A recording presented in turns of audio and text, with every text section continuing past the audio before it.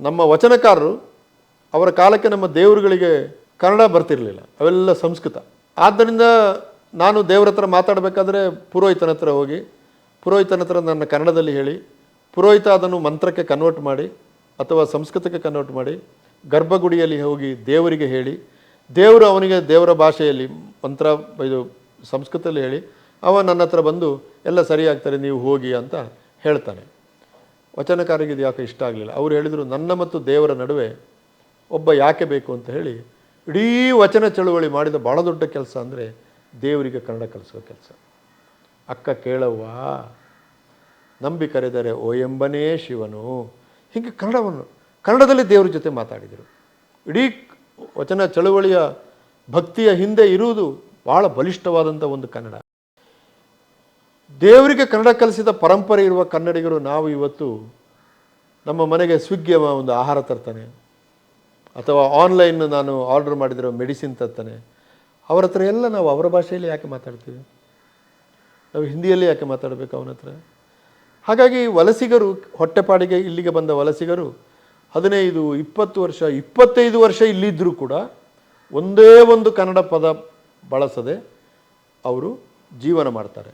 ನಾವು 2000 ವರ್ಷಗಳ ಇತಿಹಾಸವಿರುವ, ಸುದೀರ್ಘವಾಗಿರುವ, ಶ್ರೀಮಂತವಾಗಿರುವ, ಪರಿಣಾಮಕಾರಿಯಾಗಿರುವ, ಬಲಿಷ್ಠವಾಗಿರುವಂಥ ಒಂದು ಭಾಷೆಯನ್ನು ಬಿಟ್ಟುಬಿಟ್ಟು ತಪ್ಪಾಗಿ ಅವನ ಭಾಷೆಯಲ್ಲಿ ಮಾತಾಡ್ತೇವೆ. ಮತ್ತು ಅವ ನಿಮಗೊಂದು ಸರ್ಟಿಫಿಕೇಟ್ ಕೂಡ ಕೊಡ್ತಾನೆ, ನಿಮ್ಮ ಭಾಷೆ ತುಂಬ ಚೆನ್ನಾಗಿದೆ ಅಂತ, ಆಪ್ಕ ಹಿಂದಿ ತೋ ಬಹುತ್ ಬಡಿಯಾ ಅಂತ ಹೇಳ್ತಾನೆ. ಸೊ ಅವ ಒಬ್ಬ ಸ್ವಿಗ್ಗಿಯವನು ಯಾರೋ ಒಂದು ತರುವ ಸರ್ಟಿಫಿಕೇಟಿಗೆ ನಾವು 2000 ವರ್ಷಗಳ ಇತಿಹಾಸ ಇರೋ ಒಂದು ಭಾಷೆಯನ್ನು ಬಲಿ ಕೊಡುವುದು ಇದು ಭಾಷೆಯ ಆತ್ಮಹತ್ಯೆಗೆ ಸಮಾನವಾದ ಪ್ರಕ್ರಿಯೆ. ಇದು ಯಾವ ದೇಶಗಳು ಕೂಡ ಹೀಗೆ ಮಾಡಿದರೆ ಸಂಸ್ಕೃತಿಯೂ ಉಳಿಯಲ್ಲ, ಭಾಷೆನೂ ಉಳಿಯಲ್ಲ. ಅದರಿಂದ ನಾವು ವಲಸೆಯನ್ನು ತಡೆಯೋಕ್ಕಾಗಲ್ಲ, ಆದರೆ ವಲಸೆಗಾರರಿಗೆ ಭಾಷೆಯನ್ನು ಹೇಳಿಕೊಡ್ಬೋದು. ನಾವು ಕಳೆದ 6 ತಿಂಗಳಲ್ಲಿ 2000ಕ್ಕಿಂತ ಹೆಚ್ಚು ಕನ್ನಡೇತರಿಗೆ ಕನ್ನಡ ಕಲಿಸಿದ್ವಿ. ನಾವು ನಿಮಾನ್ಸಲ್ಲಿ 160 ನರ್ಸ್ಗಳು ಕನ್ನಡ ಕಲಿತರು. ಜಾರ್ಖಂಡದವರು 500 ಜನ ಕನ್ನಡ ಕಲಿತಾ ಇದ್ದಾರೆ. ಕೇರಳದವರು ತುಂಬ ಇದ್ದಾರೆ, ನಿಮಗೆ ಗೊತ್ತಿದೆ ಅದು. ಮಲಯಾಳಿಗಳು ಸುಮಾರು 800 ಮಲಯಾಳಿಗಳಿಗೆ ನಾವು ಕನ್ನಡ ಹೇಳಿಕೊಟ್ರಿವಿ. ಅದಕ್ಕೆ ಒಂದು ವಿಶೇಷವಾದ ಪಠ್ಯಕ್ರಮವನ್ನು ಕೂಡ ನಾವು ತಯಾರು ಮಾಡಿದ್ದೇವೆ. ಇದು ಇನ್ನೊಂದು ಕನ್ನಡವನ್ನು ಉಳಿಸುವುದು, ಸ್ಥಳನಾಮಗಳನ್ನು ಉಳಿಸುವುದು. ಕರ್ನಾಟಕದ ಒಂದು ಸಮನ್ವಯ ಸಂಸ್ಕೃತಿ ಇದೆ ಕರ್ನಾಟಕಕ್ಕೆ. ಬೇರೆ ಬೇರೆ ಕಾರಣಗಳಿಗೆ ಅದನ್ನು ರಾಜಕೀಯಗೊಳಿಸಲಾಗಿದೆ. ನಾನು ಅದನ್ನು ಬಿಟ್ಟು ರಾಜಕೀಯಗೊಳಿಸದೆ ಕನ್ನಡದ ಜನ ಬೇರೆ ಬೇರೆ ಕಾಲಘಟ್ಟದಲ್ಲಿ ಹೇಗೆ ಒಟ್ಟಿಗೆ ಬದುಕಿದರು. ಇಲ್ಲಿ ಬುದ್ಧಿಸ್ಟ್ ಇದ್ದರು, ಜೈನರಿದ್ದರು, 2 ಧರ್ಮಗುರುಗಳು ಬಿಹಾರದಿಂದ ಬಂತು, ವಿಶಿಷ್ಟಾದ್ವೈತ ತಮಿಳುನಾಡಿಂದ ಬಂತು, ಅದ್ವೈತ ಬಿಹಾರದಿಂದ ಬಂತು, ದ್ವೈತ ಅಂತೂ ನಮ್ಮದೇ.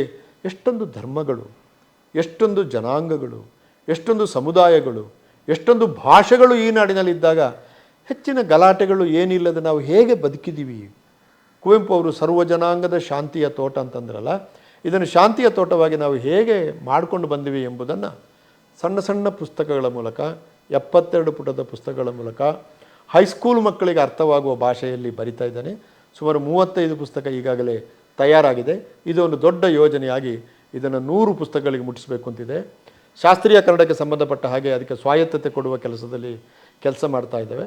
ಹೀಗೆ ಈಗ ಫಾಂಟ್ಗಳು ನೋಡಿ, ಬೆಂಗಳೂರಿನಲ್ಲಿ 10 ಲಕ್ಷ ಕೋಟಿ ಇನ್ವೆಸ್ಟ್ಮೆಂಟ್ ಆಗ್ತದೆ. ಬೆಂಗಳೂರಿಗೆ ಸಿಲಿಕಾನ್ ವ್ಯಾಲಿ ಎಂಬ ಇನ್ನೊಂದು ಹೆಸರಿದೆ. ಇಡೀ ಭಾರತದಲ್ಲಿ ತಂತ್ರಜ್ಞಾನದಲ್ಲಿ ಭಾಳ ಹೆಸರುವಾಸಿಯಾದಂಥ ಒಂದು ಪ್ರದೇಶ ಅಂದರೆ ಬೆಂಗಳೂರು. ಬಟ್ ಒಂದು ಪ್ರಶ್ನೆ, ಸರಳವಾದ ಪ್ರಶ್ನೆ, ಈ ತಂತ್ರಜ್ಞಾನವನ್ನು ಕನ್ನಡ ಭಾಷೆಯ ಬೆಳವಣಿಗೆಗೆ ನಾವು ಎಷ್ಟು ಉಪಯೋಗಿಸಿಕೊಂಡಿದ್ದೀವಿ ಅಂತ ಕೇಳಿದರೆ ಉತ್ತರ ಸಿಗೋಲ್ಲ. ನಮ್ಮಲ್ಲಿ ಇನ್ನೂ ಕೂಡ ಯೂನಿಕೋಡ್ದು ಸರಿಯಾದ ಫಾಂಟ್ಗಳು ಬರಲಿಲ್ಲ. ಇಂಗ್ಲೀಷಲ್ಲಿ 2000 ಫಾಂಟ್ಗಳು ನಿಮಗೆ ಯೂನಿಕೋಡಲ್ಲಿ ಸಿಗ್ತದೆ. ನಾನೊಂದು ಲೇಖನ ಬರೆದರೆ ಟೈಟ್ಲನ್ನು ಒಂದು ಫಾಂಟಲ್ಲಿ ಹಾಕ್ತಾನೆ, ಸೈಡ್ ಹೆಡ್ಡಿಂಗ್ ಒಂದು ಫಾಂಟಲ್ಲಿ ಹಾಕ್ತಾನೆ, ಮೇಯ್ನ್ ಟೆಕ್ಸ್ಟ್ ಒಂದು ಫಾಂಟಲ್ಲಿ ಹಾಕ್ತಾನೆ. ಇಟ್ಸ್ ಎ ಜಾಯ್, ಸಂತೋಷ ಆಗ್ತದೆ ಅದೆಲ್ಲ ಮಾಡುವಾಗ. ಕನ್ನಡದಲ್ಲಿ ನಮ್ಮಲ್ಲಿ ನಿರ್ಮಲ ಮತ್ತು ತುಂಗ ಅಂತ 2 ಇದೆ. 2ರಲ್ಲಿಯೂ ಸಮಸ್ಯೆಗಳಿವೆ, ಆದರೆ ನಮ್ಮ ಹತ್ರ ಬೇರೆ ಗತಿ ಇಲ್ಲದಿರೋದನ್ನು ಅದನ್ನು ಉಪಯೋಗಿಸ್ತಾ ಇದ್ದೇವೆ. ಹೆಚ್ಚು ಫಾಂಟ್ಗಳು ಬೇಕು ಅಂತ ಅದಕ್ಕೊಂದು ಕಮಿಟಿ ಮಾಡಿ ಮುಂದಿನ 1 ವರ್ಷದಲ್ಲಿ 200ಕ್ಕಿಂತ ಹೆಚ್ಚು ಫಾಂಟ್ ಆಪ್ಷನ್ಗಳು ಕನ್ನಡದವರಿಗೆ ಸಿಗಬೇಕು ಅಂತ ಅದನ್ನು ಮಾಡ್ತಾ ಇದ್ದೀವಿ. ಹಾಗಾಗಿ ತಂತ್ರಜ್ಞಾನದಲ್ಲಿ, ಭಾಷಾ ವಿಷಯದಲ್ಲಿ, ಭಾಷಾ ಅನುಷ್ಠಾನದ ವಿಷಯದಲ್ಲಿ ನಮಗಿರುವ ಸೀಮಿತವಾದ ಅನುದಾನದ ಹಿನ್ನೆಲೆಯಲ್ಲಿ, ಸೀಮಿತವಿರುವ ಜನವರ್ಗದ ಹಿನ್ನೆಲೆಯಲ್ಲಿ ಎಷ್ಟು ಮಾಡಬೇಕು ಅಷ್ಟನ್ನು ಅತ್ಯಂತ ಪ್ರಾಮಾಣಿಕವಾಗಿ, ಅತ್ಯಂತ ಬದ್ಧತೆಯಿಂದ ಮಾಡ್ತಾ ಇದ್ದೇನೆ. ನುಡಿ ತಂತ್ರಾಂಶ ನುಡಿ ನಮ್ಮದಲ್ಲ, ಅದು ನುಡಿ ಮಾಡಿದ್ದು ಮೂಲತಃ ಅದರ ಆದಿಯಲ್ಲಿ ಮಾಡಿದ್ದು ಕೆ ಪಿ ರಾಯರು. ಆಮೇಲೆ ಕನ್ನಡ ಯೂನಿವರ್ಸಿಟಿಯಲ್ಲಿ ಪೂರ್ಣಚಂದ್ರ ತೇಜಸ್ವಿಯವರು ಮತ್ತು ಡಾಕ್ಟರ್ ಚಿದಾನಂದ ಕುವೆಂಪು ಅವರ ಅಳಿಯ ಅವರೆಲ್ಲ ಸೇರಿ ನುಡಿಯನ್ನು ಡೆವಲಪ್ ಮಾಡಿದರು. ಆಮೇಲೆ ಕಾಗಪ ಕರ್ನಾಟಕ ಗಣಕ ಪರಿಷತ್ತಿನಲ್ಲಿ ನರಸಿಂಹಮೂರ್ತಿಯವರು ಪಂಡಿತಾರಾಧ್ಯರೆಲ್ಲ ಇದ್ದಾರೆ. ಈಗ ನಾವು ಬಳಸುವ ನುಡಿ ಯೂನಿಕೋಡ್ ನುಡಿ ಇದೆಯಲ್ಲ ಅದು ಕಾಗಪ, ಅದು ಕರ್ನಾಟಕ ಗಣಕ ಪರಿಷತ್ತದು. ಆದರೆ ಅದರಲ್ಲಿ ಆಪ್ಷನ್ಸ್ ಹೆಚ್ಚಿಲ್ಲ, ಒಂದು 6-7 ಸಿಗ್ತದೆ, ಒಂದೇ ಥರ ಕಾಣ್ತದೆ. ಮತ್ತು ನೋಡಿ ಈಗ ಉದಾಹರಣೆಗೆ ಅತ್ರ ಅಥವಾ ಯಾವುದೋ ತ್ರಾ ಬರೀರಿ ಅಂತ ಹೇಳೋದು, ತಾ ಬರೆದು ರಾ. ಈ ರಾ ಬರೆಯುವಾಗ ಆ ರಾ ಒತ್ತು ಕರೆಕ್ಟ್ ತಾದ ಅಡಿಲಿ ಬರ್ತಾ ಇಲ್ಲ, ನೀವು ಯೂನಿಕೋಡಲ್ಲಿ ಸ್ವಲ್ಪ ಸೈಡಲ್ಲಿ ಬರ್ತದೆ. ಈಗ ಒಂದು ಅಕ್ಷರ ಆಗಿ ಅದರ ಸೈಡಲ್ಲಿ ಅದು ಬಂದಾಗ ಈ 3ನೇ ಅಕ್ಷರಕ್ಕೂ ಅದಕ್ಕೂ ಗ್ಯಾಪ್ ಕಾಣ್ತದೆ, ಚೆಂದ ಕಾಣೋದಿಲ್ಲ. ಒಂದಕ್ಕೊಂದು ಒಂದು ಅಲೈನ್ಮೆಂಟ್ ಇರಲಿಲ್ಲ, ಚೆಂದ ಇರಬೇಕದು. ಅದು ಬರ್ತಾ ಇಲ್ಲ. ಈಗ ಅರ್ಕ ಅಂದಾಗ ಆರ್ಕ ಅಲ್ಲಿ ಸಮಸ್ಯೆ ಇದೆ, ತ್ರಾದಲ್ಲಿ ಸಮಸ್ಯೆ ಇದೆ. ಇಂಥ ಅನೇಕ ಚಿಕ್ಕ ಚಿಕ್ಕ ಚಿಕ್ಕ ಚಿಕ್ಕ ಸಮಸ್ಯೆಗಳಿದೆ. ಇಂಗ್ಲೀಷ್ ಇದನ್ನೆಲ್ಲ ಪರಿಹರಿಸಿಕೊಳ್ಳಲಿಕ್ಕೆ ಇಂಗ್ಲೀಷಿಗೆ ಸಾಧ್ಯ ಆಗಿದೆ ಅಂತಂದರೆ ಅದು ನಮಗೆ ಕೂಡ ಸಾಧ್ಯ ಆಗಬೇಕು. ಆದರೆ ಆ ಕಡೆ ಹೆಚ್ಚು ಗಮನ ಹರಿಲಿಲ್ಲ. ಸ್ವಲ್ಪ ಅದಕ್ಕೆ ಆರ್ಥಿಕ ವಿಶೇಷವಾದ ಅನುದಾನಗಳೆಲ್ಲ ಬೇಕಾಗ್ತದೆ. ಆದರೆ ಸಂತೋಷ ಅಂದರೆ ಇದನ್ನೆಲ್ಲ ಮಾಡುವವರಿದ್ದಾರೆ. ಬಹುರಾಷ್ಟ್ರೀಯ ಕಂಪನಿಗಳಲ್ಲಿ ಕನ್ನಡದ ಪರವಾಗಿ ಕೆಲಸ ಮಾಡುವ ಎಷ್ಟೊಂದು ಒಳ್ಳೆಯ ಮೈಂಡ್ಗಳಿವೆ, ಮನಸ್ಸುಗಳಿವೆ. ಅಂದರೆ ನೀವೊಂದು ಪೈಸೆ ಕೊಡೋದು ಬೇಡ, ಅವ್ರಿಗೊಂದು ಅವಕಾಶ ಕೊಡಿ, ಬಂದು ಮಾಡ್ತಾರೆ ಅವರು. ನಾವು ಆ ರಿಸೋರ್ಸನ್ನು ಅಷ್ಟು ಟ್ಯಾಪ್ ಮಾಡಿಲ್ಲ. ಅದಕ್ಕೆ ನಾನು ಒಂದು ಸಮಿತಿ ಮಾಡಿ ಒಂದು ಸಭೆಯೆಲ್ಲ ಕರೆದು ಅದು ಆನ್ಗೋಯಿಂಗ್ ಆಗ್ತಾ ಇದೆ. ಹಾಗೆ ಫಾಂಟ್ಗಳ ಅಭಿವೃದ್ಧಿ ಕೂಡ ಆಗ್ತಾ ಇದೆ. ಶತಮಾನ ಕಂಡ ಶಾಲೆಗಳು ಒಂದು 3200 ಶಾಲೆಗಳಿವೆ, 100 ವರ್ಷದ ಶಾಲೆಗಳು. ಅವುಗಳ ಬಗ್ಗೆ ಒಂದು ಟಿಪ್ಪಣಿ ತಯಾರು ಮಾಡ್ತಾ ಇದ್ದಾರೆ ಸರ್ಕಾರಕ್ಕೆ. ಅದು ಯಾಕಂದರೆ ಅನೇಕ ಶಾಲೆಗಳು ಮುಚ್ಚುತ್ತಾ ಇದ್ದಾವೆ. 100 ವರ್ಷದ ಹಿಂದೆ ಒಂದು 10 ಎಕರೆ ಜಾಗ ಕೊಟ್ಟು ಸಹಕಾರಿ ಚಳವಳಿಯ ಭಾಗವಾಗಿ ಒಬ್ಬ ಜಾಗ ಕೊಡೋದು, ಒಬ್ಬ ಗೋಡೆ ಕಟ್ಟೋದು, ಒಬ್ಬ ಒಂದು ಮೇಷ್ಟನ್ನು ಕೊಡೋದು, ಹೀಗೆ ಶಾಲೆಗಳು ಬೆಳೆದದ್ದು ನಮ್ಮಲ್ಲಿ. ಆವಾಗ ಬ್ರಿಟಿಷ್ ಸರ್ಕಾರ ಇದ್ದದ್ದು. ಸೊ ಅಂಥ ಶಾಲೆಗಳ ಬಗ್ಗೆ ಒಂದು ಟಿಪ್ಪಣಿ, ಯಾಕಂದರೆ ಮುಚ್ಚುತ್ತಾ ಇವೆ ಅದು. ಇದರೊಟ್ಟಿಗೆ ಇನ್ನೊಂದು ಸಮಸ್ಯೆ ನಮ್ಮ ಗಮನಕ್ಕೆ ಏನು ಬಂತು ಅಂತಂದರೆ, ಸುಮಾರು 7000 ಸರ್ಕಾರಿ ಶಾಲೆಗಳಿಗೆ ಹಕ್ಕುಪತ್ರವೇ ಇಲ್ಲ, ಖಾತೆ ಇಲ್ಲ. 70-80 ವರ್ಷದಿಂದ ಇದೆ ಅದು. ಆ ಹಿಂದಿನವರು 10 ಎಕರೆ ಕೊಟ್ಟರೆ ಈಗ ಬರೀ 5 ಎಕರೆ ಇರೋದು. ಇನ್ನು 5 ಎಕರೆ ಏನಾಯ್ತು ಅಂದರೆ ಅದು ಎನ್ಕ್ರೋಚ್ಮೆಂಟ್ ಆಗಿದೆ. ಸರ್ಕಾರಿ ಜಾಗ, ಶಾಲೆ ಜಾಗ ಎನ್ಕ್ರೋಚ್ಮೆಂಟ್ ಆಗಿದೆ. ಹಾಗೆ ಶಾಲೆ ಮಕ್ಕಳಿಗೆ ಆಟದ ಮೈದಾನ ಇಲ್ಲ. ಸೊ ಇದು DDPIಗಳು ಅದನ್ನು ಸರಿ ಮಾಡಬೇಕು. ಶಿಕ್ಷಣ ಮಂತ್ರಿಗಳು ಆಸಕ್ತಿ ವಹಿಸಬೇಕು. ಅಧಿಕಾರಿಗಳಿಗೆ ಇದು ನಮ್ಮ ಶಾಲೆ, ಇದು ನಮ್ಮ ಮಣ್ಣು, ಇದು ಸರ್ಕಾರದ ಮಣ್ಣು ಎಂಬ ಒಂದು ಭಾವನೆ ಬರಬೇಕು. ಇದು ಆ ಥರ ಭಾವನೆ ಬರಬೇಕಾದ್ರೆ ಇಂಗ್ಲೀಷಲ್ಲಿ ಲಾಂಗ್ ವೇ ಟು ಗೋ ಅಂತ ಹೇಳ್ತೀವಿ, ಅದು ಬರಬೇಕು. ಆ ನಿಟ್ಟಿನಲ್ಲಿ ತುಂಬ ಕೆಲಸ ಆಗಬೇಕು. ಅದು ಮಾಡ್ತಾಯಿದ್ದೀವಿ, ನೋಡೋಣ ಎಷ್ಟಾಗುತ್ತೆ ಅಂತ. ಆದರೆ ಇದನ್ನು ಪೂರ್ತಿ ಮಾಡ್ತೀವಿ ಎಂಬ ವಿಶ್ವಾಸ ನನಗಿಲ್ಲ. ಯಾಕಂದರೆ ನಮ್ಮ ಮುಂದಿರುವ ಸವಾಲುಗಳು ಮತ್ತು ನಾವು ಮಾಡ್ತಿರುವ ಕೆಲಸಗಳ ವೇಗ ಮತ್ತು ನಮಗಿರುವ ಸಂಪನ್ಮೂಲಗಳು ತಾಳೆ ಆಗ್ತಾ ಇಲ್ಲ. ಒಂದು ಭಾಷೆಯ ಉಳಿವಿಗೆ ಆಯಾ ರಾಜ್ಯದ ಕಲೆಗಳು ಯಾವ ರೀತಿ ಸಹಕಾರವನ್ನು ಕೊಡ್ತವೆ ಒಂದು ಭಾಷೆಯ ಉಳಿವಿಗೆ? ನೋಡಿ, ಅದು ಒಳ್ಳೆ ಪ್ರಶ್ನೆ. ಅದು ಈಗ ಕನ್ನಡ ಎಲ್ಲಿ ಉಳಿದಿದೆ ಅಂತ ನಾವು ಒಂದು ಪ್ರಶ್ನೆ ಹಾಕಿದರೆ, ನಿಮಗೆ ವಿಧಾನಸೌಧದಲ್ಲಿ ಕಡಿಮೆ ಉಳಿದಿದೆ, ಅದು ಅಧಿಕಾರಿ ಮಟ್ಟದಲ್ಲಿ ಕಡಿಮೆ ಉಳಿದಿದೆ, ಅದು ಅಡ್ಮಿನಿಸ್ಟ್ರೇಷನ್ ಅಂತ ಹೇಳ್ತೀವಲ್ಲ ಅಲ್ಲಿ ಕಡಿಮೆ ಉಳಿದಿದೆ. ಬಟ್ ಕನ್ನಡದ ಯಾವುದೇ ಜನಪದ ಕಲೆ ತಗೊಂಡು 100ಕ್ಕೆ 100 ಕನ್ನಡವೇ ಇದೆ ಅಲ್ಲಿ. ನೀವು ಚಿಕ್ಕಬಳ್ಳಾಪುರ, ದೊಡ್ಡಬಳ್ಳಾಪುರ ಅಥವಾ ಮಂಗಳೂರು ಕಡೆ ದೇವಾಂಗ ಕಮ್ಯುನಿಟಿಯವರು ಬಟ್ಟೆ ಹೊಲಿಯುವುದನ್ನು ಹೋಗಿ 100ಕ್ಕೆ 100 ಕನ್ನಡ ಇದೆ ಅಲ್ಲಿ. ನಮ್ಮ ವೃತ್ತಿಗಳಲ್ಲಿ ಕನ್ನಡ ಉಳಿದಿದೆ, ನಮ್ಮ ಕಲೆಗಳಲ್ಲಿ ಕನ್ನಡ ಉಳಿದಿದೆ. ಯಕ್ಷಗಾನ ರಾತ್ರಿ 10 ಗಂಟೆಗೆ ಆರಂಭ ಆಗುತ್ತೆ, ಬೆಳಗ್ಗೆ 6 ಗಂಟೆ ಮುಗೀತದೆ, 8 ಗಂಟೆ ಒಂದು ಪ್ರದರ್ಶನ. ಇಂಥ 40 ಮೇಳಗಳಿದೆ. ಅಂದರೆ 320 ಗಂಟೆಗಳ ಶೋ ಒಂದು ರಾತ್ರಿ ಆಗ್ತದೆ. 320 ಗಂಟೆಗಳು 320 ಗಂಟೆಗಳು 600 ಆಗ್ತದೆ ನೋಡಿ. 600 ಇಂಟು 320 ಮಾಡಿ ನೀವು. ಇಷ್ಟು ಗಂಟೆಗಳ ಪ್ರದರ್ಶನದಲ್ಲಿ ಒಂದು ಕೂಡ ಇಂಗ್ಲೀಷ್ ಪದ ಇಲ್ಲ, ಕನ್ನಡದಲ್ಲೇ ಇದೆ ಅದು. ಮತ್ತು ಕನ್ನಡದಲ್ಲಿದ್ದಾಗ ಅದು ಪುರಾಣ ಕಥೆ ಹೇಳ್ಕೊಂಡು ಕೂತಿದೆ ಅಂತ ದಯವಿಟ್ಟು ತಪ್ಪು ತಿಳ್ಕೊಬೇಡಿ. ಅತ್ಯಾಧುನಿಕವಾದ ಗಿರೀಶ್ ಕಾರ್ನಾಡರ ಯಯಾತಿ ಯಾವ ಅನುಭವವನ್ನು ಕೊಡ್ತದೆಯೋ ಯಯಾತಿ ಯಕ್ಷಗಾನ ಅಂಥದ್ದೇ ಅನುಭವವನ್ನು ಕೊಡ್ತದೆ. ಅಂದರೆ ಆಧುನಿಕವಾದಂಥ ಅನುಭವವನ್ನು ಕೊಡುವುದಕ್ಕೆ ಆ ಭಾಷೆ ಸಮರ್ಥವಾಗಿದೆ, ಕಲೆ ಆ ಥರ ಬೆಳೆದಿದೆ. ಹಾಗಾಗಿ ಕಲೆಗಳು ನಿಜವಾಗಲೂ ಕನ್ನಡವನ್ನು ಉಳಿಸಿರೋದೇ ಕಲೆಗಳು. ಕೃಷ್ಣ ಪಾರಿಜಾತ ತಗೊಳ್ಳಿ, ಅಲ್ಲಿ ಬೇರೆ ಭಾಷೆ ಎಲ್ಲಿದೆ? ಅಲ್ಲಿ ದೊಡ್ಡಾಟ ತಗೊಳ್ಳಿ, ಸಣ್ಣಾಟ ತಗೊಳ್ಳಿ, ಮೂಡ್ಲಪಾಯ ತಗೊಳ್ಳಿ, ಪಡುವಲಪಾಯ ತಗೊಳ್ಳಿ, ಇದು ಶಿವ ಎಂತ ದಾವಣಗೆರೆ ಕಡೆ ಇದೆಯಾ ಅದು ತಗೊಳ್ಳಿ, ಎಲ್ಲ ಕಡೆ ಕನ್ನಡನೇ ಇದೆ. ಸೊ ಅದು ನಮಗೆ ಅದರಿಂದ ನನ್ನ ಒಂದು ಸಣ್ಣ ಯೋಜನೆ ಇದೆ. ದುಡ್ಡಿಗೆ ವಿಶೇಷ ದುಡ್ಡು ಬಂದರೆ ಈ ಕನ್ನಡ ಪ್ರಜ್ಞೆ ಅದನ್ನು ಜನಪದ ಕಲೆಗಳಲ್ಲಿ ಕನ್ನಡ ಪ್ರಜ್ಞೆ, ಗಡಿನಾಡಿನಲ್ಲಿ ಕನ್ನಡ ಪ್ರಜ್ಞೆ, ವೃತ್ತಿಗಳಲ್ಲಿ ಕನ್ನಡ ಪ್ರಜ್ಞೆ, ಹೆಂಗೆ ಕನ್ನಡ, ಎಷ್ಟು ಪರಿಭಾಷೆಗಳಿದೆ ಅಲ್ಲಿ, ಏನನ್ನು ಬಳಸ್ತಾರೆ, ಅವ್ರು ಹೆಂಗೆ ಕಮ್ಯುನಿಕೇಟ್ ಮಾಡ್ತಾಯಿದ್ರು. ಅಂದರೆ ಜಗತ್ತು ಇಂಗ್ಲೀಷ್ ಬಂದ ಮೇಲೆ ಮಾತ್ರ ಹುಟ್ಟಿದ್ದ ಅಲ್ಲೂ ಅಲ್ಲ, ಅದಕ್ಕೆ ಮೊದಲು ಕೂಡ ಇತ್ತಲ್ಲ ಸಶಕ್ತವಾದ ಭಾರತ. ಅದು ಹೇಗಿತ್ತು ಎಂಬುದನ್ನು ನಾವು ಹಿಡ್ಕೊಂಡು, ಅಂದರೆ ನಮಗೆ ಇವತ್ತು ಆತ್ಮವಿಶ್ವಾಸವನ್ನು ಕಳೆದುಕೊಳ್ಳುತ್ತಿರುವ ಕನ್ನಡಿಗರಿಗೆ ಆತ್ಮವಿಶ್ವಾಸವನ್ನು ಹೆಚ್ಚಿಸಬೇಕಾದರೆ ನಾವು ವಚನಗಳ ಬಗ್ಗೆ ಹೇಳಬೇಕಾಗ್ತದೆ, ಪಂಪನ ಬಗ್ಗೆ ಹೇಳಬೇಕಾಗ್ತದೆ, ಕುಮಾರವ್ಯಾಸನ ಬಗ್ಗೆ ಹೇಳಬೇಕಾಗ್ತದೆ, ವೃತ್ತಿ ಹರಿಕತೆ ಮಾಡುವವ್ರನ್ನೂ ಹೇಳಬೇಕಾಗ್ತದೆ, ಗಮಕ ಮಾಡುವವ್ರನ್ನೂ ಹೇಳ್ಕೊಡ್ಬೇಕಾಗ್ತದೆ. ತುಂಬ ಒಳ್ಳೆಯ ಕನ್ನಡ ಅಲ್ಲೆಲ್ಲ ಉಳಿದಿದೆ, ಆದರೆ ನಿರಾಕರಣೆಗೆ ಒಳಗಾಗಿದೆ. ಕನ್ನಡದ ಉಳಿವಿಗೆ ಪ್ರಾಧಿಕಾರ ಮಾತ್ರ ಎಲ್ಲವನ್ನು ಸಮರ್ಪಕವಾಗಿ ಮಾಡೋಕ್ಕಾಗಲ್ಲ, ಎಲ್ಲರೂ ಸೇರಿ ಮಾಡಬೇಕು ಅಂತ ಹೇಳಿದ್ರೆ ಕಲಾವಿದರು ಅಂದರೆ ಎಲ್ಲ ಶಾಸ್ತ್ರೀಯ ಹಾಗೂ ಜನಪದ ಕಲಾವಿದರು ಎಲ್ಲರೂ ಸೇರಿ ಭಾಷೆಯನ್ನು ಯಾವ ರೀತಿ ಉಳಿಸ್ಬೋದು ಅಂತ ಕಿವಿ ಮಾತು ಹೇಳಕ್ಕೆ ಇಷ್ಟಪಡ್ತೀನಿ. ಅಲ್ಲಿ ಏನಿಲ್ಲ, ಅವರು ಈಗ ಆ ಕಲೆಗಳ ಮೇಲೆ ಅವರಿಗೆ ವಿಶ್ವಾಸ ಹೋಗದ ಹಾಗೆ ನಾವು ಒಂದು ವಾತಾವರಣವನ್ನು ಕ್ರಿಯೇಟ್ ಮಾಡಬೇಕು. ಎಷ್ಟೋ ಕಲೆಗಳು ನಶಿಸ್ತಾ ಇವೆ ಇವತ್ತು.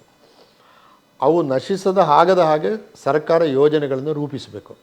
ಯೋಜನೆಗಳನ್ನು ರೂಪಿಸಬೇಕು ಅಂತಂದರೆ ಅವರಿಗೆ ಹಣ ಕೊಡೋದು ಅಂತಲ್ಲ, ಅದು ಸರಳವಾದ ಒಂದು ತೀರ್ಮಾನ. ಅದರಿಂದ ಹೆಚ್ಚಾಗಿ ಈ ಕಲೆಗಳ ತರಬೇತಿ ಶಿಬಿರಗಳು, ನಮ್ಮ ಪಠ್ಯಕ್ರಮದಲ್ಲಿ ಒಂದು ಕಲೆಯನ್ನು ಮಕ್ಕಳು ಕಲಿಯುವಾಗ ಸೆಕ್ಯುಲರ್ ಆಗೋದೇ ಹಾಗೆ. ಒಂದು ಕಲೆ ಪಠ್ಯಕ್ರಮದ ಭಾಗವಾದರೆ ಎಲ್ಲ ಜಾತಿಯವರು ಕಲಿತಾರೆ, ಸೆಕ್ಯುಲರ್ ಆಗೋದಾಗಿ. ಇಲ್ಲಂದರೆ ಯಾವುದೋ ಒಂದು ಜಾತಿಗೆ ಕಲೆ ಸೀಮಿತವಾಗಿರ್ತದೆ. ಸೊ ಅದು ಪಠ್ಯಕ್ರಮದಲ್ಲಿ ಬರಬೇಕು, ಶಿಕ್ಷಣದ ಭಾಗವಾಗಿ ಬರಬೇಕು. ಆಮೇಲೆ ಪ್ರದರ್ಶನಗಳಂತೂ ಈಗೂ ನಡೀತಾ ಇದ್ದಾವೆ. ಅದನ್ನು ಯಾವಾಗಲೂ ಒಂದು ರಾಜ್ಯೋತ್ಸವ ಆಗುವಾಗ 50 ಕಲೆಗಳನ್ನು ಕರೆಸೋದು, ಪ್ರದರ್ಶನ ಮಾಡೋದು, ಅವರಿಗೆ ದುಡ್ಡು ಕೊಟ್ಟು ಕಳಿಸೋದು, ಅದು ಭಾಳ ತಾತ್ಕಾಲಿಕವಾದ ಟೆಂಪರಲ್ ಆದಂಥ ಒಂದು ಪರಿಹಾರ. ಅದಕ್ಕಿಂತ ಹೆಚ್ಚಾಗಿ ಸಂಸ್ಕೃತಿ ಶಿಬಿರಗಳನ್ನು ಏರ್ಪಡಿಸಿ ಈ ಕಲಾವಿದರನ್ನು, ಕಲೆಯ ಮಹತ್ವವನ್ನು, ಎಷ್ಟೋ ಕಲಾವಿದರಿಗೆ ಅವರ ಕಲೆಯ ಮಹತ್ವ ಕೂಡ ಗೊತ್ತಿಲ್ಲ. ಅವರು ಪಾಪ ನಮ್ಮ ಹಿರಿಯರು ಹೇಳಿಕೊಟ್ಟಿದ್ದಾರೆ ಅಂತ ಮಾಡ್ತಾರೆ, ಹಂಗಲ್ಲ. ಈಗ ಸವಾಲು ಜವಾಬು ಏನಾಯಿತು, ಎಷ್ಟೊಳ್ಳೆ ಕನ್ನಡ ಅದು, ಪ್ರಶ್ನೆ ಉತ್ತರ ಅದು, ಇಡೀ ರಾತ್ರಿ ಮಾತಾಡ್ತಾಯಿದ್ರು, ಈಗ ಅದು ನಿಂತೇ ಹೋಯಿತು.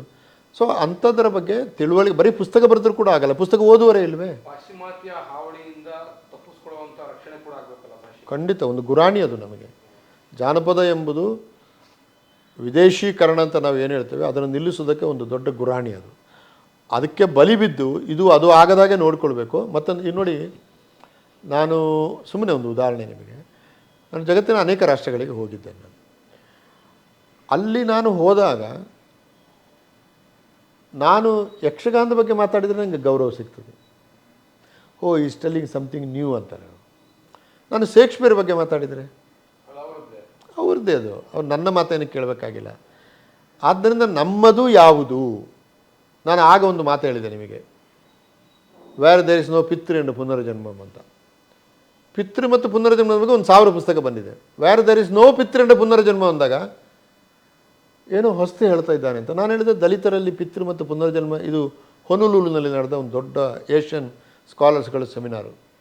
ನಾನು ಆ ಪ್ರಬಂಧ ಓದುವಾಗ ಹಾಲಿನಲ್ಲಿ ಕೂತ್ಕೊಳ್ಳಿಕ್ಕೆ ಏನು, ಅದು ಸಾಮಾನ್ಯ ಇಂಟರ್ನ್ಯಾಷನಲ್ ಸೆಮಿನಾರ್ಗಳು 7-8 ಕಡೆ ನಡೆಯೋದ್ರಿಂದ ಒಂದು ಕಡೆ 50, ಒಂದು ಕಡೆ 60 ಹಿಂಗಿರ್ತಾರೆ. ನನ್ನ ಆ ಪೇಪರ್ ಓದುವಾಗ ಒಂದು 500 ಜನರ ಹಾಲಲ್ಲಿ ಕೂತ್ಕೊಳ್ಳಿಕ್ಕೆ ಜಾಗ ಇಲ್ಲ. ಆಮೇಲೆ ವಿ ಡಿಡ್ ನೋ ದಿಸ್ ಅಂತಂದರು. ವಿ ಡಿಡ್ ನೋ, ನಮಗಿದು ಗೊತ್ತೇ ಇಲ್ಲ ಇಂಡಿಯಾದಲ್ಲಿ ಹೀಗಿದೆ, ಈ ಓಪನ್ಡ್ ಅವರ್ ಐಸ್ ಅಂದರು. ಸೊ ನಮ್ಮ ಶಕ್ತಿ ಯಾವುದು, ಮೂಲ ಶಕ್ತಿ ಯಾವುದು, ಅದರಿಂದ ನಾವು ಶಕ್ತಿಯನ್ನು ತೇಜಸ್ವಿ ಇದನ್ನು ಮತ್ತೆ ಹೇಳ್ತಾಯಿದ್ರು. ನಿಮ್ಮ ಅನುಭವದ ಮಾತಾಡಯ್ಯ ನೀನು ಇವರು ಪೋಲಂಕಿ ರಾಮಮೂರ್ತಿಗಳು ಅವರು, ನೀನು ಯಾಕೆ ರಾಮಾಯಣ ಮಾತಾಡೋಕ್ಕೆ ಹೋಗ್ತೇವೆ? ರಾಮಾಯಣ ಮಾತಾಡಲಿಕ್ಕೆ 1000 ವರ್ಷಗಳಿಂದ ಜನ ಇದ್ದಾರಲ್ಲ ಪಂಡಿತರು, ನೀವು ಅವ್ರ ಜೊತೆ ಕಾಂಪಿಟ್ ಮಾಡೋದಿದೆಯಾ? ನಿನ್ಗೆ ಏರಿಯಾ ಯಾವುದು, ಅದನ್ನು ಮಾಡು. ಯಾರೋ ಒಬ್ಬನಿಗೆ ಹೇಳ್ತಾಯಿದ್ರು, ಕೋಳಿ ಸಾರು ಮಾಡೋದು ಹೆಂಗೆ ಅಂತ ನೀನು ಯೂಟ್ಯೂಬಲ್ಲಿ ಮಾತಾಡಯ್ಯ ಅಂತಿದ್ರು. ಅದಕ್ಕೆ ಹೆಚ್ಚು ವ್ಯೂವರ್ ಸಿಗ್ತಾರೆ. ನೀನು ರಾಮಾಯಣ ಸೀತೆ ಬಗ್ಗೆ ಮಾತಾಡಿದರೆ ಶತಮಾನಗಳಿಂದ ನಿನಕ್ಕಿಂತ ಹೆಚ್ಚು ಮಾತಾಡೋರು ಇದ್ದೇ ಇದ್ದಾರಲ್ಲ. ನಿನ್ನ ಪ್ರೊನೌನ್ಸಿಯೇಷನ್ ಸರಿ ಇಲ್ಲ ಅಂತಾರೆ, ಇಂಟರ್ಪ್ರಿಟೇಷನ್ ಸರಿ ಇಲ್ಲ ಅಂತಾರೆ. ನಿನಗೆ ವಾದ ಮಾಡೋಕ್ಕಾಗಲ್ಲ, ನಿನ್ನ ಶಕ್ತಿ ನೀನು ಯಾಕೆ ಕಳ್ಕೊಳ್ತೀವಿ? ಅದಕ್ಕೆ ಅವ್ರು ಹೇಳ್ತಾರೆ ಚಿಕ್ಕಮಗಳೂರಲ್ಲಿ, ಈ ಕೋಳಿ ಸಾರು ಬಗ್ಗೆ ಮಾಡಿ ನೋಡು, ನಿಮಗೆ 1000 ಜನ ವ್ಯೂವರ್ ಸಿಗ್ತಾರೆ ಅಂತಿದ್ರು. ಅವ್ರ ಮಾತು ತಮಾಷೆ ಕಾಣ್ತಾ ಇತ್ತು ನಮಗೆ, ಅದು ಭಾಳ ಗಂಭೀರವಾದ ಮಾತು. ನಿಮ್ಮ ಸಾಹಿತ್ಯದಲ್ಲಿ ದಲಿತ ಜಗತ್ತು ಅಂತ, ದಲಿತ ಪ್ರಪಂಚ ಅಂತ, ದಲಿತ ಜಗತ್ತು ತಂದಿದ್ದೀರಿ. ಹೌದು. ಏನು ಅಂದರೆ ಅಂದರೆ ನಿಮ್ಮ ವ್ಯಕ್ತಿತ್ವವನ್ನು ನಾವು ಅರ್ಥ ಮಾಡ್ಕೊಳ್ಳಿಕ್ಕೆ ಅಂತ ಪ್ರಯತ್ನ ಪಡ್ತಿರ್ಬೇಕಾದ್ರೆ ಹೇಗೆ ಬಿಳಿಮಲೆ ಅವ್ರನ್ನ ಹೇಗೆ ಒಬ್ಬ ಸಾಂಸ್ಕೃತಿಕ ವ್ಯಕ್ತಿಯಾಗಿ ನಾವು ಗಮನಿಸ್ಬೇಕಾ, ಸಾಮಾಜಿಕ ವ್ಯಕ್ತಿಯಾಗಿ ಗಮನಿಸ್ಬೇಕಾ, ಅಥವಾ ಒಬ್ಬ ಶೈಕ್ಷಣಿಕ ವಿದ್ವಾಂಸರಾಗಿ ನಾವು ಗಮನಿಸ್ಬೇಕಾ ಅಂತ? ಅದು ನಾನು ಯೂನಿವರ್ಸಿಟಿಗಳಲ್ಲೆಲ್ಲ ಕೆಲಸ ಮಾಡಿದ್ದರಿಂದ ಅಕಾಡೆಮಿಕ್ ಶೈಕ್ಷಣಿಕ ಕೆಲಸ ನಾವು ಮಾಡಲೇಬೇಕು. ಬಟ್ ಸಂಸ್ಕೃತಿ ನಮ್ಮ ಆಸಕ್ತಿಯ ಕ್ಷೇತ್ರ ಆದ್ದರಿಂದ ಅದು ಕೂಡ ಸ್ವಲ್ಪ ಕೆಲಸ ಇರ್ತದೆ. ಮತ್ತು ಸಂಸ್ಕೃತಿ ಬಗ್ಗೆ ಕೆಲಸ ಮಾಡೋದು ಬರೀ ಒಂದು ಪ್ಯಾಷನ್ ಆಗಬಾರ್ದು. ಅದು ನಾವು ಯಾರ ಬಗ್ಗೆ ಕೆಲಸ ಮಾಡ್ತಿದ್ವಿ ಅವರ ಬೆಳವಣಿಗೆ ಕೂಡ ಸಹಾಯ ಮಾಡಬೇಕು. ಆ ಅರ್ಥದಲ್ಲಿ ಅದು ಸಾಮಾಜಿಕ. ಮತ್ತು ಅಂಬೇಡ್ಕರ್ ನಮಗೆ ಆ ದೃಷ್ಟಿಯಿಂದ ತುಂಬ ಪ್ರೇರಣೆ ಕೂಡ ನೀಡಿದರು. ಬಟ್ ನಾನು ದಲಿತ ಜಗತ್ತು ಪುಸ್ತಕ ತರುವಾಗ ನನ್ನ ತಲೆಯಲ್ಲಿ ಏನಿತ್ತು ಅಂತಂದರೆ, ನಾನು ಆಗ ಹೇಳಿದ್ದೇ ಪೂರಕವಾಗಿ, ಈಗ ದಕ್ಷಿಣ ಕನ್ನಡ ಜಿಲ್ಲೆಯಲ್ಲಿ ಸುಮಾರು 32 ಆಗ ದಲಿತ ಸಮುದಾಯಗಳಿವೆ. 32: ಬೈರರು, ಹಸಲರು, ಮೇರರು, ಮಾಯಿಲರು, ನಂತರ ಲಿಸ್ಟೇ ಇದೆ. ಈಗ ದಕ್ಷಿಣ ಕನ್ನಡ ಜಿಲ್ಲೆಯ ಯಾವುದೇ ಪುಸ್ತಕ ತೆಗೆದರೂ ಕೂಡ ಈ 32 ಕಮ್ಯುನಿಟಿಗಳ ಬಗ್ಗೆ ಒಂದು ಅಕ್ಷರವೂ ಬರೋಲ್ಲ. ಇವರು ಹೇಳೋದು ಪರಶುರಾಮನ ಕತೆ. ತುಳುನಾಡು ಅಂದರೆ ಪರಶುರಾಮನ ಸೃಷ್ಟಿ ಅಂತ. ಪರಶುರಾಮನ ಸೃಷ್ಟಿ ತುಳುನಾಡು ಎಂಬುದು ಒಂದು ಕತೆ, ಭಾಷೆಯಲ್ಲಿ ಕಟ್ಟಿದ ಒಂದು ಕತೆ ಅಷ್ಟೇ. ಅದನ್ನು ಭಾಳ ಪ್ರಚಾರ ಮಾಡಿದರು. ಯಾಕಂದರೆ ಅವನು ಆ ಜಾಗವನ್ನು ಸೃಷ್ಟಿಸಿ ಬ್ರಾಹ್ಮಣರಿಗೆ ದಾನ ಕೊಡ್ತಾನೆ ಆ ಪರಶುರಾಮನ ಕಥೆಯಲ್ಲಿ. ಆದ್ದರಿಂದ ಬ್ರಾಹ್ಮಣರು ಇದು ನಮ್ಮ ನೆಲ, ಮೂಲತಃ ನಮ್ಮ ನೆಲ ಅಂತ ಕ್ಲೈಮ್ ಮಾಡಲಿಕ್ಕೆ ಶುರು ಮಾಡಿದರು. ಅಂದರೆ ಒಂದು ಕತೆ, ಈ ಮೈಗ್ರೇಷನ್, ವಲಸೆ ಅಂತ ಹೇಳ್ತೀವಲ್ಲ, ಬ್ರಾಹ್ಮಣರು ಕರಾವಳಿಗೆ ಬಂದು ತಮ್ಮ ವಲಸೆಯನ್ನು ಸಮರ್ಥಿಸಿಕೊಳ್ಳುವುದಕ್ಕೆ ಪರಶುರಾಮನ ಕಥೆಯನ್ನು ಜನಪ್ರಿಯ ಮಾಡಿದರು. ಕೊಡಲಿ ಮತ್ತು ಪರಶುರಾಮ ಕೂಡ ಕ್ಷತ್ರಿಯರನ್ನು ಕೊಂದು ಜಮೀನನ್ನು ಬ್ರಾಹ್ಮಣರಿಗೆ ಕೊಡುವುದು ನೋಡಿ. ಆದ್ದರಿಂದ ಇದು ನಮ್ಮ ನೆಲ, ಮೂಲತಃ ನಾವು ಇಲ್ಲಿಯ ಮೂಲ ನಿವಾಸಿಗಳು, ಇಲ್ಲಿ ನಾವು ಸೃಷ್ಟಿಯಾದದ್ದು ಎಂಬ ಒಂದು ಕಥನವನ್ನು ಜನಪ್ರಿಯಗೊಳಿಸಲಿಕ್ಕೆ ಪರಶುರಾಮನ ಕಥೆಯನ್ನು ಕಟ್ಟಿದರು. ಹಾಗೆ ಆ ಕಥೆಯನ್ನು ಕಟ್ಟಿದ್ದನ್ನು ಅದು ಪಠ್ಯಪುಸ್ತಕಗಳ ಮೂಲಕ, ಯಕ್ಷಗಾನಗಳ ಮೂಲಕ, ಉಪನ್ಯಾಸಗಳ ಮೂಲಕ ಸಾರ್ವಜನಿಕರಿಗೆ ತಲುಪಿದಾಗ ಜನ ಅದನ್ನು ನಂಬಲಿಕ್ಕೆ ಶುರು ಮಾಡ್ತಾರೆ. ಅದನ್ನು ನಂಬಲಿಕ್ಕೆ ಶುರು ಮಾಡಿದಾಗ ನಾವು ಬಹಳ ಕಾಲದಿಂದ ನಂಬಿಕೊಂಡು ಬಂದಂಥ ದೈವಗಳಿದ್ದಾವಲ್ಲ, ಅವನ್ನು ನಾವೇ ಗೌಣ ಮಾಡಲಿಕ್ಕೆ ಶುರು ಮಾಡ್ತೇವೆ. ನಿಮಗೆ ಒಂದು ಇನ್ಸಿಡೆಂಟ್ ನೆನಪಿರಬೇಕು. ಕಾರ್ಕಳದಲ್ಲಿ ಸುನಿಲ್ ಕುಮಾರ್ ಸಾಹೇಬರು ಮಂತ್ರಿ ಆಗಿದ್ದಾಗ ಒಂದು ಪರಶುರಾಮನ ವಿಗ್ರಹ ಮಾಡಿದರು. ಪರಶುರಾಮನ ವಿಗ್ರಹದ ಕಾಲುಬುಡದಲ್ಲಿ ಭೂತಗಳನ್ನು ಚಿತ್ರ ಮಾಡಿದರು. ನೋಡಿ, ಇದು ಎಂಥ ಕಲ್ಚರಲ್ ಡಾಮಿನೆನ್ಸ್ ನೋಡಿ. ಇದು ಆ ಪರಶುರಾಮ ಬಂದದೇ ಆಮೇಲೆ ಪರಶುರಾಮ ಕರಾವಳಿಯ 90% ಜನರ ಆರಾಧ್ಯ ದೈವವೇ ಅಲ್ಲ. ಚಿತ್ಪಾವನ ಬ್ರಾಹ್ಮಣರದ್ದು ಹೌದು, ನಾನು ಅವ್ರದ್ದು ಅಲ್ಲ ಅಂತ ಹೇಳ್ತಾ ಇಲ್ಲ, ಅಲ್ಲಿಗೆ ಜಾಗ ಇಲ್ಲ ಅಂತ ಹೇಳ್ತಾ ಇಲ್ಲ. ಪರಶುರಾಮನಿಗೂ ಕರಾವಳಿಯ ನೆರೇಷನಲ್ಲಿ ಒಂದು ಸಣ್ಣ ಜಾಗ ಇದೆ. ಆದರೆ ಅಲ್ಲಿರುವ 32 ಕಮ್ಯುನಿಟಿಗಳ ನೆರೇಷನ್ ಇದೆ. ಅವರನ್ನು ಕೇಳಿ ನೀವು, ತುಳುನಾಡು ಹೇಗೆ ಸೃಷ್ಟಿ ಆಯಿತು ಅಂತ ಕೊರಗರನ್ನು ಕೇಳಿ, ಅವರೊಂದು ಡೋಲಿನ ಒಳಗೆ ನಾವಿದ್ವಿ, ಡೋಲಿನಿಂದ ಭೂಮಿ ಸೃಷ್ಟಿ ಆಯಿತು ಅಂತ ಹೇಳ್ತಾರೆ ಅವರು. ಹಸಲರ ಹತ್ರ ಕೇಳಿ, ಅವರು ಭೂಮಿ ಸೃಷ್ಟಿ ಆಯಿತು ಅಂತ ಅವ್ರದ್ದೊಂದು ಕಥೆ ಇದೆ. ಮಾಯಿಲರನ್ನು ಕೇಳಿ, ಮಾಯಿಲರು ಅವ್ರದ್ದೊಂದು ಕಥೆ. ಅಂದರೆ 32 ಕಮ್ಯುನಿಟಿಗಳು ಕೂಡ ಭೂಮಿ ಹೇಗೆ ಸೃಷ್ಟಿ ಆಯಿತು ಎಂಬುದನ್ನು ಒಂದು ಕಥನವಾಗಿ ಅವರು ಇಟ್ಟುಕೊಂಡಿದ್ದಾರೆ. ನಾನು ಹೇಳೋದು, ಒಂದು ಪರಶುರಾಮ ಮುಖ್ಯ ಆಗಿ 32 ಗೌಣವಾದದ ಹಿಂದಿನ ರಾಜಕೀಯ ಇದೆಯಲ್ಲ, ಇದನ್ನು ನಾವು ಎಕ್ಸ್ಪೋಸ್ ಮಾಡಬೇಕಾದ್ರೆ ನಮ್ಮಂಥವ್ರು ಈ 32 ಕಮ್ಯುನಿಟಿಗಳ ಬಗ್ಗೆ ಬರಿಬೇಕು. ಈ 32 ಕಮ್ಯುನಿಟಿಗಳು ಬಗ್ಗೆ ಯಾಕೆ ಬರಿಬೇಕು ಎಂಬುದನ್ನು ಹೇಳುವುದಕ್ಕೆ ದಲಿತ ಜಗತ್ತು ಅಂತ ನಾನು ಪುಸ್ತಕ ಬರೆದೆ. ದಲಿತರ ಜಗತ್ತು, ಅಲ್ಲಿ ಬೇರೆ ಲೋಕಗಳಿವೆ, ಅಲ್ಲಿ ಒಂದು ಮೋಹ ಇದೆ. ಅಲ್ಲಿ ನಾವು ದೇವನೂರು ಮಹಾದೇವರನ್ನು ಓದಿದವರಿಗೆ ಇದನ್ನು ಬೇರೆ ಹೇಳಬೇಕಾಗಿಲ್ಲ. ಅಲ್ಲಿ ಈಗ ಸಾಕವ್ವ, ಅದು ದ್ರೌಪದಿ ಹೇಗೆ ಒಂದು ಕ್ಯಾರೆಕ್ಟ್ರು, ಸೀತೆ ಹೇಗೆ ಒಂದು ಕ್ಯಾರೆಕ್ಟ್ರು, ಸಾಕವ್ವನು ಹಾಗೆ ಒಂದು ಕ್ಯಾರೆಕ್ಟ್ರು. ಅವಳು ಅಂಗಳದಲ್ಲಿ ನಿಂತರೆ ಅವಳ ಹತ್ರ ಕೋಳಿಗಳು ಬರ್ತವೆ, ಹಂದಿಗಳು ಬರ್ತವೆ, ಬೈತವೆ, ಅರ್ಧ ಗಂಟೆ ಮಾತಾಡ್ತಾರೆ. ಒಂದು ಲೋಕ ಇದೆ ಅಲ್ಲಿ, ಎಷ್ಟು ಅದ್ಭುತವಾದ ಲೋಕ ಅದು ಅಲ್ವಾ. ನಾವು ಸೀತೆ ಮತ್ತು ದ್ರೌಪದಿಯನ್ನು ವೈಭವೀಕರಿಸುವಾಗ ಸಾಕವ್ವನನ್ನು ಗೌಣಗೊಳಿಸುವ ಪ್ರಕ್ರಿಯೆ, ಅಥವಾ ಈ 32 ಕಮ್ಯುನಿಟಿಗಳನ್ನು ಗೌಣಗೊಳಿಸುವ ಪ್ರಕ್ರಿಯೆ ಇದೆಯಲ್ಲ, ಇದು ಹೀಗೆ ಹೋದರೆ ಅದು ಸಾಂಸ್ಕೃತಿಕ ಅಧಪತನ. ನೀವು ವಿಚಾರವಾಗಿ ನೋಡಿದರೆ ಇದು ಸಾಂಸ್ಕೃತಿಕ ದಬ್ಬಾಳಿಕೆ. ಇದರ ವಿರುದ್ಧ ನಾವು ಸ್ವಾಭಿಮಾನವನ್ನು ಬೆಳೆಸಿಕೊಂಡು ಹೋರಾಟ ಮಾಡಬೇಕಾದ್ರೆ ನಾವು ಏನು ಎಂಬ ಅರಿವು ನಮಗೆ ಮೊದಲು ಬೇಕು. ದಲಿತರಲ್ಲಿ ಈ ಅರಿವನ್ನು ಮೂಡಿಸುವುದಕ್ಕೆ ನಾನು ದಲಿತ ಜಗತ್ತನ್ನು ಒಂದು ಪ್ರಿಯಾಂಬಲ್ ಥರ ಬರೆದೆ. ಆದರೆ ನಮಗೆ ಆರ್ಥಿಕ ಅನುಕೂಲತೆ ಇರಲಿಲ್ಲ. ಮತ್ತು ಈ ಥರದ ಕೆಲಸ ಮಾಡಿದಾಗ ಬಹಳ ಬೇಗ ಜನ ಇವನು ನಕ್ಸಲೈಟು ಹಾಗೆಲ್ಲ ಶುರು ಮಾಡಿದರು. ಆಗಲೇ ನನ್ನ ಹಿಂದೆ ಪೊಲೀಸರೆಲ್ಲ ಬಿದ್ದಿದ್ದರು. ಮತ್ತು ಬೇರೆ ಬೇರೆ ಕಾರಣಗಳನ್ನ ನಮಗೆ ಅದನ್ನು ಕಂಟಿನ್ಯೂ ಮಾಡಲಿಕ್ಕೆ ಆಗಲಿಲ್ಲ. ಈಗ ಮೊನ್ನೆ ನಾನು ಮಂಗಳೂರಲ್ಲಿ ಒಂದು ವರ್ಕ್ಶಾಪ್ ಮಾಡಿದಾಗ ಇದನ್ನೇ ಹೇಳಿದೆ. 80ರ ದಶಕದಲ್ಲಿ ಯೋಚನೆ ಮಾಡಿದ್ವಿ, ಈಗಲಾದರೂ ಮಾಡುವ, ಈಗ ನಮ್ಮಲ್ಲಿ ಸಂಘಟನೆ ಇದೆ, ಬರೆಯುವವರಿದ್ದಾರೆ ಅಂತ. ಮತ್ತು ಕೊನೆಗೆ ಒಂದು 25 ಪುಸ್ತಕ ಆದರೂ ನಾವು ಈ ವರ್ಷದ ಒಳಗೆ ತರುವುದು ಅಂತ ತೀರ್ಮಾನ ಆಗಿದೆ. ಆ 25 ಪುಸ್ತಕಗಳು ಈ 32 ಕಮ್ಯುನಿಟಿಗಳ ಮೇಲೆ ಇರ್ತವೆ. ಅವು ಗೊತ್ತೇ ಇಲ್ಲ ನೋಡಿ, ಹೆಸರೇ ಗೊತ್ತಿಲ್ಲ. ಈಗ ನಾನು 32 ಹೇಳಿ ನಿಮ್ಮನ್ನು ಇದರಲ್ಲಿ ಎಷ್ಟು ಹೆಸರು ನಿಮಗೆ ಗೊತ್ತಂದರೆ ಒಂದು 3-4 ಹೇಳ್ತೀರಿ ನೀವು. ನಮ್ಮ ನಡುವೆ ಇರುವ ಜನವರ್ಗದ ಹೆಸರುಗಳೇ ಗೊತ್ತಿಲ್ಲ. ಪ್ರತಿ ಜಿಲ್ಲೆಗಳದ್ದು ಇದೇ ಸಮಸ್ಯೆ. ಇದೇ ಸಮಸ್ಯೆ. ನಾನು DSSಗೆ ಆಗಲೇ ಹೇಳಿದೆ, ನಿಮ್ಮ ಜಿಲ್ಲೆಯಲ್ಲಿರುವ ಸಮುದಾಯಗಳ ಮೇಲೆ ಸಣ್ಣ ಸಣ್ಣ ಸಣ್ಣ ಸಣ್ಣ ಬುಕ್ಲೆಟ್ಗಳನ್ನು ಮಾಡಿ. ಅದಕ್ಕೆ ಬರಗು ರಾಮಚಂದ್ರಪ್ಪ ಇದ್ದಾಗ ಏನದು ಉಪಸಂಸ್ಕೃತಿ ಮಾಲೆ ಅಂತ ಬಂತು ನೋಡಿ ಪುಸ್ತಕ. ತುಂಬ ಒಳ್ಳೆಯ ಪುಸ್ತಕಗಳು. ನಮಗೆ ಆದಿಜಾಂಬವನ ಕತೆ ಮೇನ್ ಸ್ಟ್ರೀಮಿಗೆ ಬಂದಿದ್ದೇ ಬರಗೂರು ಸಾಹಿತ್ಯ ಅಕಾಡೆಮಿಯಿಂದ ಪ್ರಕಟ ಮಾಡಿದ ಅಂಥ ಪುಸ್ತಕಗಳಿದೆ. ಅದು ಭಾಳ ಒಳ್ಳೆಯ ಕೆಲಸ ಅದು. ಆಮೇಲೆ ಅವರು ಪ್ರಾಧಿಕಾರದ ಅಧ್ಯಕ್ಷ ಆಗಿದ್ದಾಗಲೂ ಕೂಡ ಸಂಸ್ಕೃತಿ ಶಿಬಿರಗಳನ್ನು ಮಾಡಿ ಈ ಥರದ ಚರ್ಚೆಗಳನ್ನೆಲ್ಲ ಮಾಡಿದರು. ಅದನ್ನು ನಾವು ಮುಂದುವರಿಸಬೇಕು. ಪ್ರಾಧಿಕಾರಕ್ಕೂ ಅಕಾಡೆಮಿಗಳಿಗೂ ಏನು ಸಂಬಂಧ? ಅಂದರೆ ಸರಳವಾಗಿ ನಾವೆಲ್ಲರೂ ಸರ್ಕಾರದ ಭಾಗ, ಆದರೆ ಆಂತರಿಕವಾಗಿ ನಮಗೆ ಏನು ನಮ್ಮದು ಇಂಡಿಪೆಂಡೆಂಟೇ. ನಾವು ನೇರವಾಗಿ ನಾವು CMನ ಅಂಡರ್ಲಿ ಬರ್ತದೆ. ಅವೆಲ್ಲ ನಾವು ಸಂಸ್ಕೃತಿ ಇಲಾಖೆಯ ಅಡಿಯಲ್ಲಿ ಬರ್ತದೆ. ಹಾಗಾಗಿ ಹಣ ಸರ್ಕಾರ ಸಂಸ್ಕೃತಿ ಇಲಾಖೆಗೆ ಹೋಗಿ ಸಂಸ್ಕೃತಿ ಇಲಾಖೆಯಿಂದ ಅವರಿಗೆ ಹೋಗ್ತದೆ. ಹಾಗೆ ಅವರು ಏನಾದ್ರು ಉತ್ತರ ಕೊಡಬೇಕಂದ್ರೆ ಸಂಸ್ಕೃತಿ ಇಲಾಖೆಯ ಕಾರ್ಯದರ್ಶಿಗಳಿಗೆ, ಮಂತ್ರಿಗಳಿಗೆ ಕೊಡ್ತಾರೆ. ನಾವು ಇಂಡಿಪೆಂಡೆಂಟಾಗಿ, ನಮಗೆ ವಿಧಾನಸೌಧದಲ್ಲಿ ಆಫೀಸ್ ಇದೆ, ಅಲ್ಲಿ ಕನ್ನಡ ಭವನದಲ್ಲಿ ಎಲ್ಲ ಇದೆ. ಹಾಗಾಗಿ ನಮ್ಮದು ಆಮೇಲೆ ನನ್ನ ಅಂದರೆ ಕನ್ನಡ ಅಭಿವೃದ್ಧಿ ಪ್ರಾಧಿಕಾರದ ಅಧ್ಯಕ್ಷರ ಹುದ್ದೆ ಕ್ಯಾಬಿನೆಟ್ ಸಚಿವರ ದರ್ಜೆಗೆ ಸಮಾನವಾದ್ದು. ಆದ್ದರಿಂದ ನನಗೆ ಬೇರೆ ಕೆಲವು ಫೆಸಿಲಿಟೀಸ್ಗಳಿವೆ. ಅದನ್ನು ನಾವು ಎಷ್ಟು ಯೂಸ್ ಮಾಡ್ತೇವೆ, ಕನ್ನಡಕ್ಕೆ ಎಷ್ಟು ಬಳಸಿಕೊಳ್ತೇವೆ ಎಂಬುದು ಇನ್ನೊಂದು ಪ್ರಶ್ನೆ. ಆದರೆ ನಾನು ಮುಖ್ಯಮಂತ್ರಿಗಳನ್ನು ನೇರವಾಗಿ ಹೋಗಿ ಭೇಟಿ ಮಾಡ್ಬೋದು, ನನಗೆ ಇದಿದೆ. ಅಥವಾ ನಾನು ಯಾವುದೋ ಒಂದು ಜಿಲ್ಲೆಗೆ, ಜಿಲ್ಲಾಧಿಕಾರಿಗಳ ಕಚೇರಿಗೆ ಕನ್ನಡ ಅನುಷ್ಠಾನಕ್ಕೆ ಹೋಗ್ತೀನಿ ಅಂತಂದರೆ ಜಿಲ್ಲಾಧಿಕಾರಿಗಳು ಪ್ರೋಟೋಕಾಲನ್ನು ಪಾಲಿಸಲೇಬೇಕು. ಅವರು ಬಂದು ನನ್ನ ರಿಸೀವ್ ಮಾಡಬೇಕು. ಆಮೇಲೆ ಎಲ್ಲ ಅಧಿಕಾರಿಗಳು ನೋಟಿಸ್ ಕಳಿಸಿ ಅವರೆಲ್ಲ ಬರಬೇಕು. ಅದು ತುಂಬ ಚೆನ್ನಾಗಿ ಮಾಡ್ತಾರೆ ಅವರು. ಒಬ್ಬ ಕ್ಯಾಬಿನೆಟ್ ದರ್ಜೆಯ ಸಚಿವ ಹೋದರೆ ಏನು ಮಾಡ್ತಾರೋ ಅದು ಮಾಡ್ತದೆ. ಸರ್ಕಾರ ಈ ಸವಲತ್ತುಗಳನ್ನು ಕೊಟ್ಟಾಗ ನನ್ನಂಥವನ್ನು ಯೋಚನೆ ಮಾಡ್ತೀವಿ, ಇದು ಕನ್ನಡಕ್ಕೆ ಪ್ರಯೋಜನ ಆಗಬೇಕು ಅಂತ. ಮ್ಯಾಕ್ಸಿಮಮ್ ಪ್ರಯೋಜನ ನನ್ನ ವೈಯಕ್ತಿಕವಾಗಿ ಅಲ್ಲ, ಅದು ಅವ್ರು ಕೊಟ್ಟಿರೋದು ಆ ಹುದ್ದೆಯಲ್ಲಿ ನಾನು ಇರ್ತೇನೆ, ನಾಳೆ ನೀವಿರ್ತೀರ.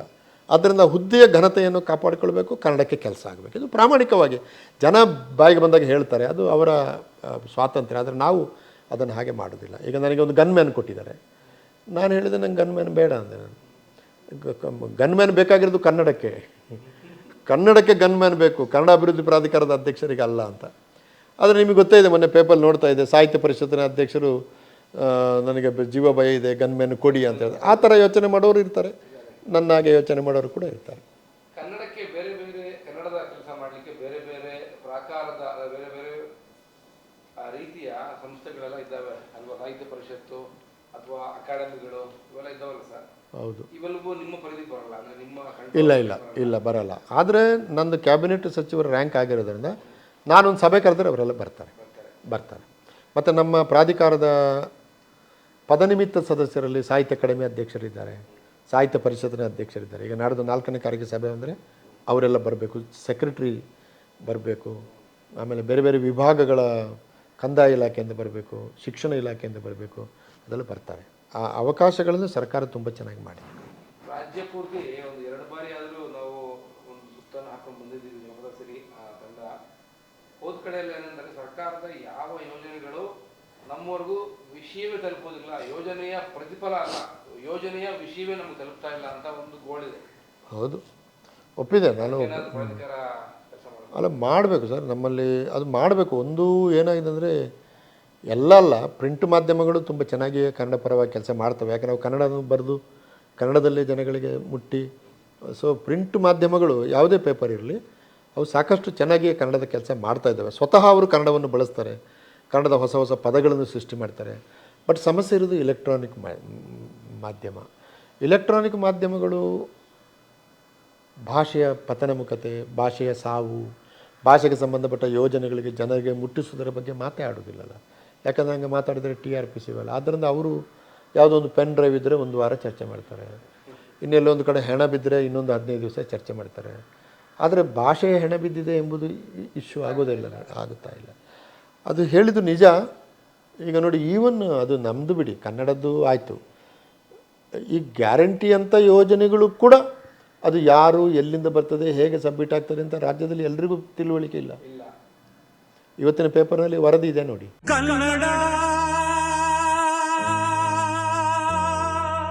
ರೋಮಾಂಚನವಿ ಕನ್ನಡ.